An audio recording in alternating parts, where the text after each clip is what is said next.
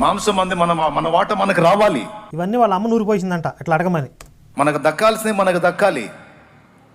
అరే అందే అన్నీ అందుకోకుండా అన్ని దేవుడే చూసుకుంటాడు అని ఏదన్నా తెస్తాడా, తెచ్చినవి కూడా మళ్ళీ ఇంట్లో ఉంచాడు, మళ్ళీ అందరికీ పందారం చేస్తూ ఉంటాడు. అంటే తెచ్చి మళ్ళీ అందరికి పని చేస్తున్నాడు. ఇది బైబిల్లో లేదు మొత్తం. ఈడు ఉన్నదన్నట్టు చెప్తే బైబిల్ ఎందుకు ఉంటుంది? అట్టి దద్దమ్మ అని మరి ఆయన లేనప్పుడు ప్రసంగాలు చేసిందో ఏం పోవడం మరి, లేకపోతే ఆయన ముందు లైవ్లోనే పిల్లల ముందు ఆయన ముందు కలిపి ప్రసంగాలు చేసిందో ఏం సంగతో తెలియదు.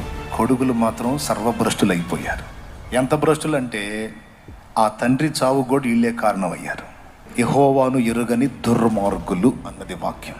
వీడు చెప్పిన దాని ప్రకారం ఏలీ కుమారులు మాంసం వాటాని అడిగి లేకపోతే దౌర్జన్యంగా తీసుకోవడానికి కారణం ఏంటంటే వాళ్ళ అమ్మ నూరిపోసింది. ఏమని?